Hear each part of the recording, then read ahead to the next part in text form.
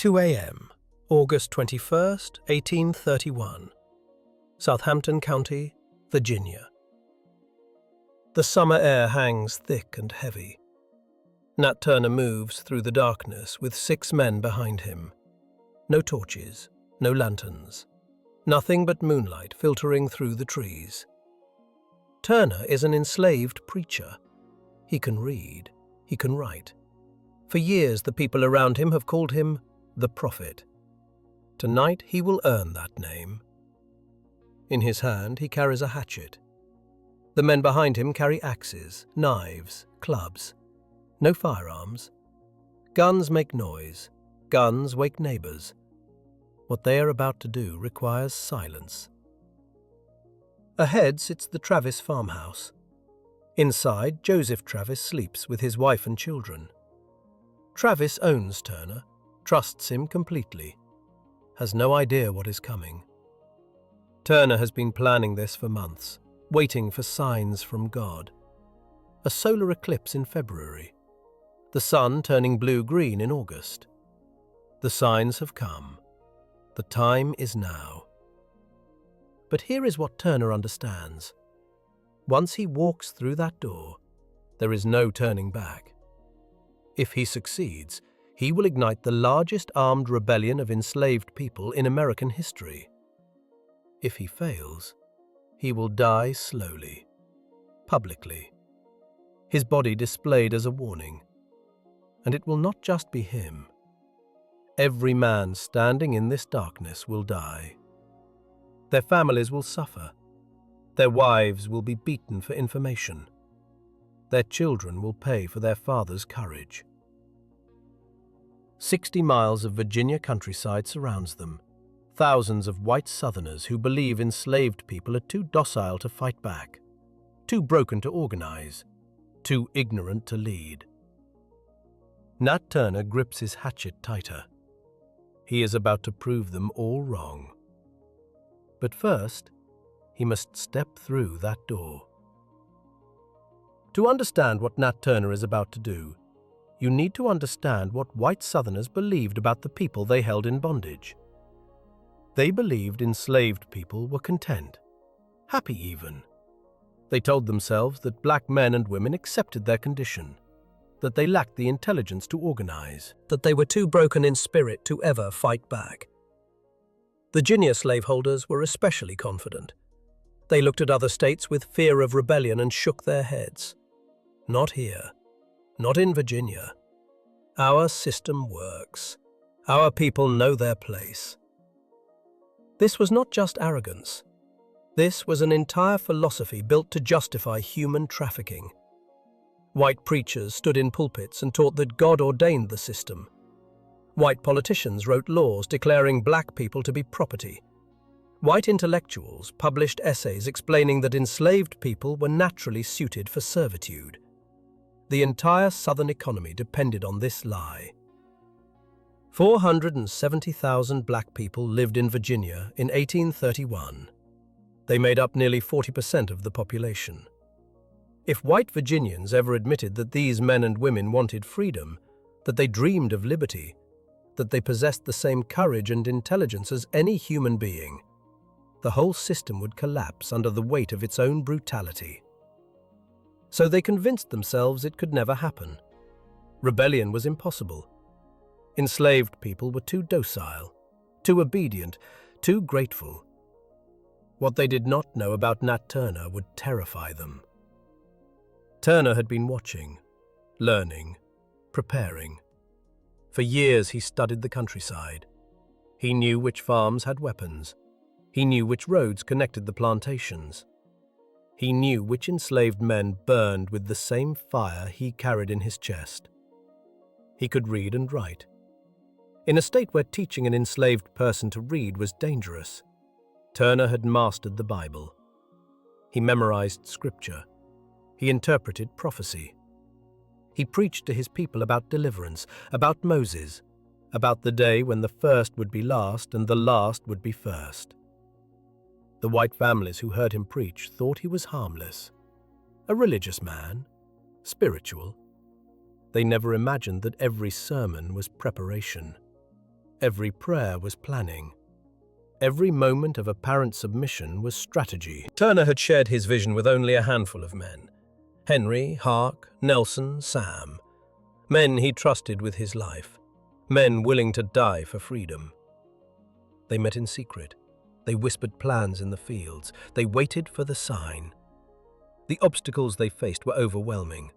No weapons except what they could steal. No horses except what they could take. No military training, no maps, no supply lines. Just faith, fury, and the element of surprise. Against them stood the entire apparatus of Southern power. Militias in every county, weapons in every farmhouse. A legal system designed to crush resistance before it could begin. The punishment for rebellion was not just death, it was torture, public execution. Bodies mutilated and displayed at crossroads to remind every black person in Virginia what happened to those who dared to rise up. No enslaved person had ever led a successful armed rebellion in Virginia. The closest attempt, Gabriel's conspiracy in 1800, was betrayed before it began. The leaders were hanged. The message was clear. Resistance means death. But Nat Turner had already made his peace with death. He had seen his sign in the heavens, a solar eclipse in February, the sun turning strange colors in August. God had spoken. The time for deliverance had come. White Virginia slept peacefully that summer night, confident in their security, certain of their control, absolutely sure that their system was unbreakable.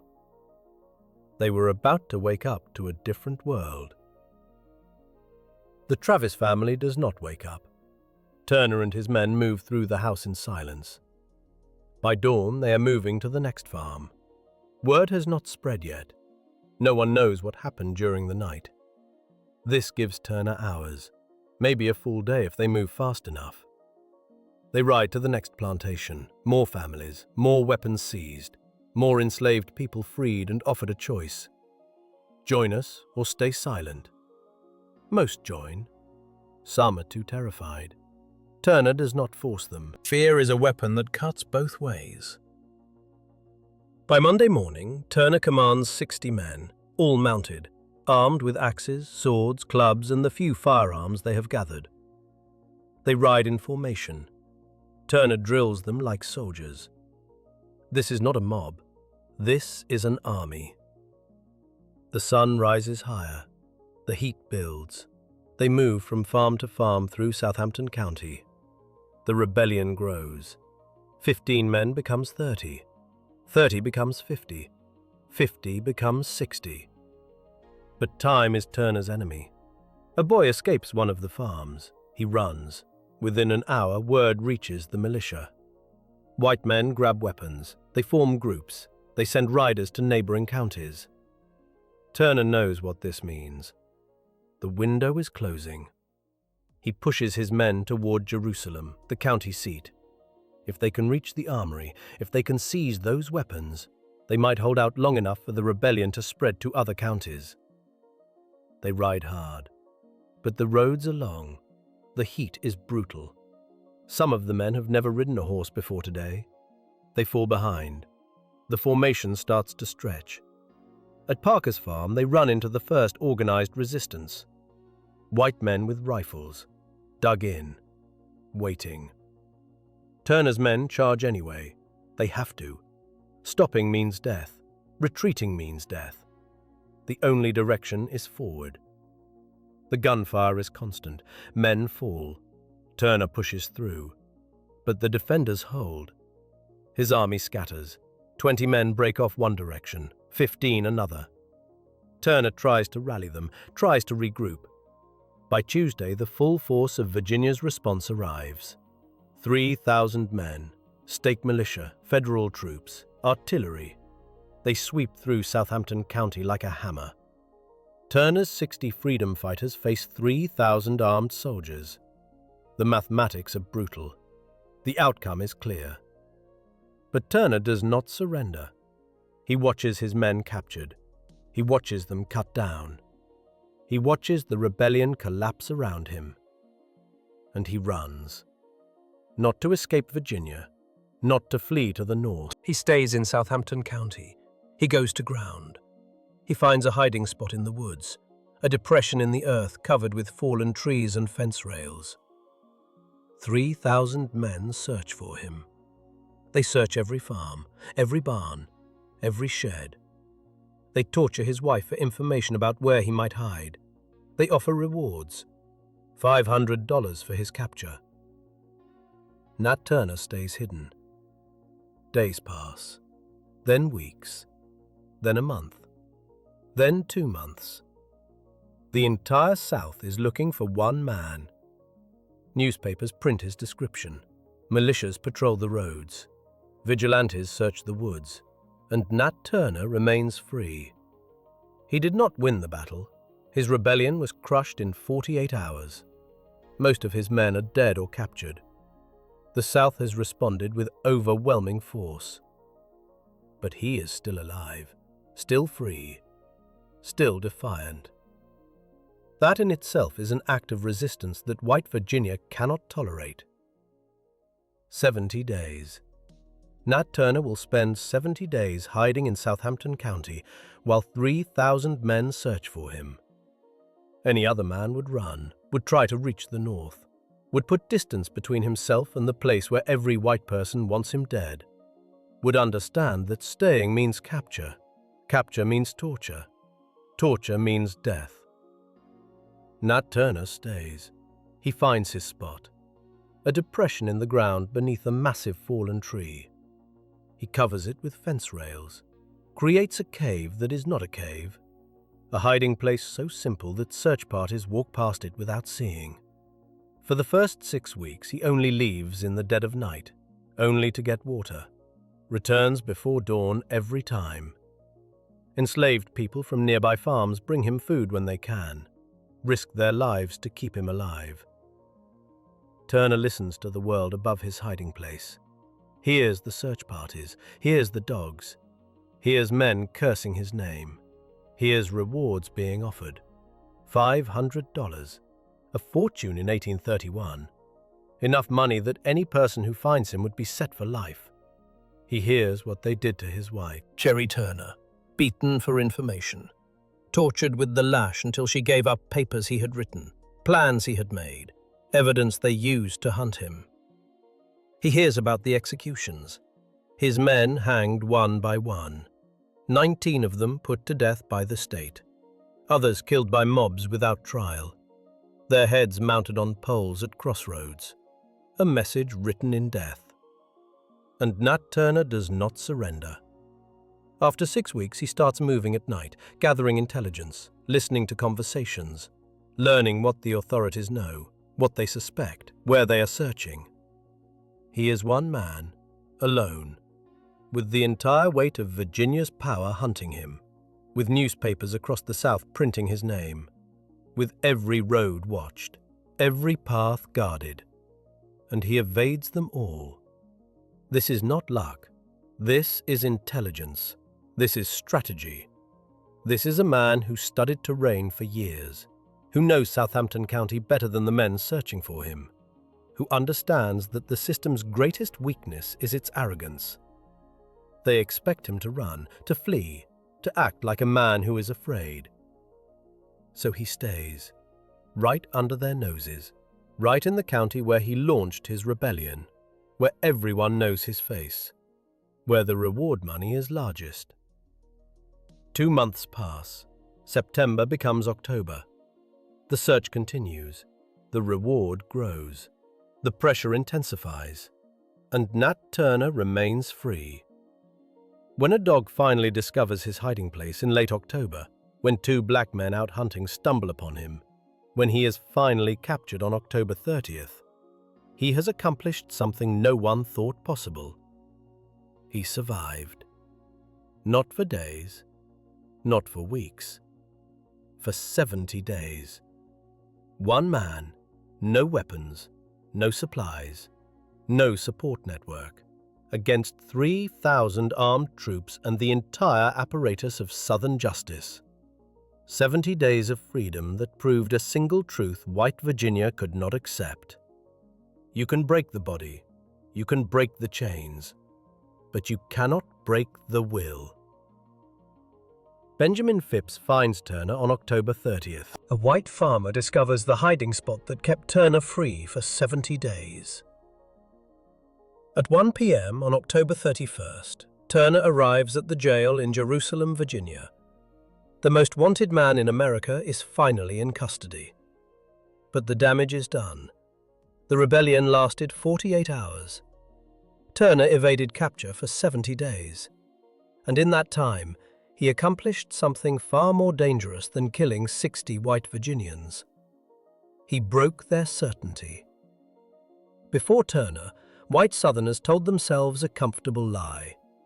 Enslaved people were content, docile, incapable of organized violence. The system was stable, safe, under control. Turner proved every word of it false. The numbers tell the story of white Virginia's terror. 55 to 60 white people killed in 2 days. 3,000 troops deployed to stop 60 black men. Over 100 black people murdered by mobs without trial in the aftermath. Heads mounted on poles at crossroads. Bodies mutilated in public as warnings. This was not the response of a confident system. This was panic. Newspapers across the South printed hysterical accounts. Rumors spread of rebellions in North Carolina. Reports of black armies marching on state capitals. Stories of coordinated uprisings across multiple states. None of it was true, but the fact that white Southerners believed it reveals everything. They were terrified. The Virginia legislature convened in December 1831 with one question dominating every conversation. What do we do about this? What do we do about a system where 470,000 black people outnumber white people in some counties? What do we do when those people have just proven they will kill to be free? And Virginia, the future capital of the Confederacy, the heart of the Southern economy, the birthplace of American slavery, began debating whether to end the institution entirely. 2,000 Virginians signed petitions calling for abolition. Thomas Jefferson's grandson introduced legislation for gradual emancipation. The debate lasted 2 weeks. Newspapers called it the most eloquent and sustained discussion ever held in the South. The vote came down to 65 against, 58 in favor. 7 votes. That is how close Virginia came to choosing a path toward ending bondage. 7 votes separated Virginia from potentially avoiding the Civil War 30 years later. Nat Turner, sitting in a jail cell, had forced that debate. 1 man, 1 rebellion, 48 hours of violence, and suddenly the unthinkable became thinkable. White Virginia chose to keep the system, but they could never again pretend it was stable. They passed new laws, banned enslaved people from learning to read, banned them from preaching, banned them from gathering, made the restrictions harsher, the punishments more severe. Every new law was an admission that they were afraid, that the people they held in bondage were not docile, not content, not broken. The myth was dead. Historians would later call Turner's rebellion the moment that destroyed the Southern fantasy of the happy enslaved person. The moment when white Americans could no longer ignore what their system truly was. 60 black men with axes and clubs had accomplished what decades of abolitionist writing could not. They forced the South to look at itself honestly, forced them to see the violence required to maintain the system, forced them to understand that the people in chains were not people without will. Turner lost the battle. His men were executed. He would hang on November 11th. But he won something more important. He won the truth. While Turner sits in jail awaiting trial, white Virginia is forced to reckon with what he has proven. Thomas R. Gray, a local lawyer, approaches Turner's cell. Gray is a slavery supporter. He wants to document Turner's confession. He wants to prove that this was the work of a religious fanatic, not a rational man. He wants to show that the rebellion was an aberration, not a warning. But when Gray publishes The Confessions of Nat Turner weeks after the execution, he cannot hide what he discovered. Turner was intelligent, articulate, calm, completely unrepentant. Gray describes the experience with barely concealed horror. This was not a madman. This was a man who planned, who strategized, who led. The pamphlet sells 40 to 50,000 copies. White Southerners buy it compulsively. They need to understand. They need to explain how this happened, how an enslaved preacher outsmarted their entire system, how he hid for 70 days while thousands searched. In Richmond, the Virginia legislature cannot avoid the question anymore. Governor John Floyd delivers a message that would have been unthinkable before August 1831.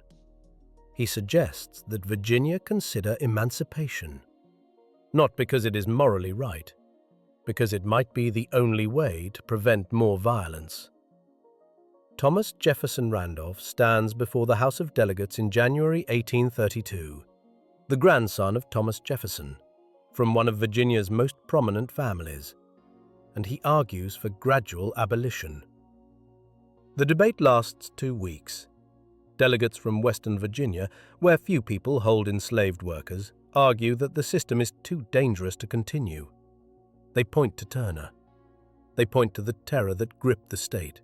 They argue that no amount of profit is worth living in constant fear. Delegates from Eastern Virginia, where the plantation economy dominates, fight back. But their arguments have changed. Before Turner, they claimed enslaved people were content. Now they argue that the system can be controlled with harsher laws. The justification shifted from, "they are happy," to, "we can force them to comply." That shift is recognition. Forced, unwilling recognition that everything they said before August 21st was a lie. The vote fails, 65 to 58. Virginia keeps the system.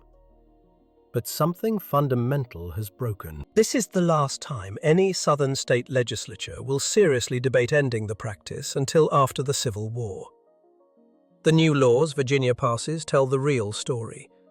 They ban teaching any black person to read or write. They ban black preachers from leading services. They ban gatherings of black people without white supervision. Every law is an admission. If enslaved people were truly docile and ignorant, why fear their education? If they were truly content, why fear their gatherings? If they were truly incapable of leadership, why ban their preachers? The laws prove what Turner forced them to acknowledge. Black people were intelligent. They could organize. They could lead. They could fight. And given the chance, they would choose freedom over bondage every single time. Nat Turner is tried on November 5, 1831. The trial is brief. The verdict is predetermined. He is sentenced to hang. On November 11th, he walks to the gallows. According to some accounts, he shows no fear. He is asked if he regrets his actions. His response is simple. Was Christ not crucified? They execute him. They mutilate his body. They make souvenirs from his remains. They do everything possible to erase him, but they cannot erase what he proved. Nat Turner's body is buried in an unmarked grave. White Virginia tries to erase him from history. They succeed for a while. Decades pass. The Civil War comes. The Confederacy rises and falls. Reconstruction arrives and then collapses. But Turner's rebellion never stops echoing. In 1861, 30 years after Southampton County, Abraham Lincoln references the rebellion in his Cooper Union address. He reminds Northern audiences that violence over bondage did not start with John Brown. It started long before. Turner proved that enslaved people would fight and die for freedom. Abolitionist writers publish accounts of the rebellion. Thomas Wentworth Higginson writes a detailed history for the Atlantic Monthly at the start of the Civil War. He frames Turner as a revolutionary, a freedom fighter, a man who understood that some systems cannot be reformed, only destroyed. Frederick Douglass, himself formerly enslaved, speaks about Turner's significance. Douglass argues that Turner demonstrated what white America refused to acknowledge. Black people possessed the same capacity for strategic thinking, for military leadership, for courage under fire as any other human beings. The South never forgets either. They teach Turner's rebellion as a cautionary tale, a horror story. They use it to justify harsher laws, tighter control, more brutal punishments. But their fear proves Turner's point. You cannot control people who refuse to be controlled. After the Civil War, black communities across the South preserved Turner's memory through oral tradition. They tell stories of the preacher who fought back, the man who refused to accept bondage, the prophet who proved that resistance was possible. In Southampton County, black families measure time from Turner's rebellion, before Nat's War and after Nat's War. The event becomes a marker, a dividing line in how they understand their own history. The 20th century brings new recognition. Historians challenge the old narratives. Herbert Aptheker publishes research on Turner and hundreds of other acts of resistance.